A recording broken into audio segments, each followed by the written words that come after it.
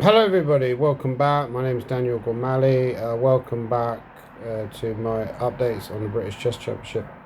Unfortunately, the British Chess Championships today were overshadowed by the events in Hull and other areas where there was rioting. So it was difficult to get into the playing hall today. There was only one entrance that was ready, that was open. As far as the chess is concerned, David Howell and Gawain Jones have effectively outclassed the opposition. So we contrast with 2018 British Championships in Hull, which were going back 6 years ago. The playoff was between Luke McShane and Michael Adams. However, it seems like younger generation is now taking over. These are now the new daddies, and they're probably going to swap British titles for the next few years between each other, regardless what happens tomorrow. In my opinion, David is a slight favourite. I think I would make him a slight favourite in the rapid play, but I've clearly underestimated Gawain the whole tournament. He played a great game today, as did David. I think David's game was definitely a contender for a game of the tournament, as was probably Gawain's as well. Both have just played amazing chess.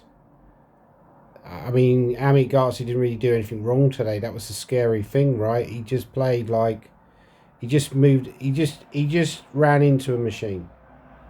So David Howell is the slight favourite, but it's a two-horse race. So I'm making David Howell 4-6, and Gawain Jones would be something like 5-4, and 1,000,000,000 to 1 bar. So interesting development. I don't know what would happen in their game. Will they fight? I hope they do, because I really would think it would be very boring if they have a quick draw and they go into the playoff. In my opinion, neither will offer a quick draw.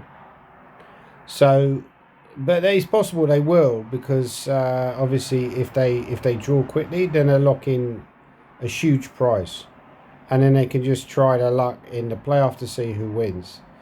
But I hope they don't. I hope it's going to be decided in classical chess. That's how a British Championship should be decided, not in a rapid play playoff or a blitz playoff, in the classical portion. By the way, it should also be pointed out that Gawain Jones is unbeaten in British Championship playoffs, as far as I'm aware. Maybe there was one earlier that I've forgotten about.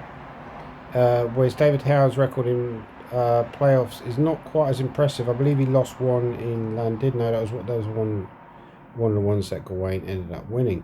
So, although despite that, I still think even in the rapid play, David would be a slight favourite. They're both very good at rapid play and blitz, but I would make David give him a slight edge. But it should be very exciting nonetheless. Other than that, I would say Luke McShane hasn't really done enough in this tournament. I do think that Luke will win a British title in the future, but obviously not this year. He's not had his best stuff by any stretch of the imagination, sadly. Lacking some power, I would say, in his play, lacking some decisiveness. There's a few players I think who slightly failed in this tournament. I'm not sure I'd put Luke in that category because he's rusty. But there's a few players I feel that need to go away and have a look at their chess and say, look, why am I messing up? I could do more. But then again, at least they played. I didn't play, I was a commentator, so you also take that into equation. Anyway, I really enjoyed doing the commentary with Adam Hunt this year. I'll probably try and play next year, but I'm not sure where it will be. It might be somewhere like Torquay, all the merrier. I hope we get a different venue than Hull. Really, the events today were a bit traumatic. We don't need that kind of thing.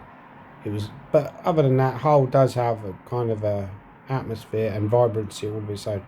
Anyway, I'll do one final update on the British after tomorrow's round, and we look forward By the way, I think Luke McShane missed a good chance against Stuart Conquest. It was a B4 breakthrough. If you look at that game, he did miss a B4 breakthrough in the end game. That's what I say about Luke McShane missing chances. In fact, he was even worse at some point later on. So he started becoming a bit random.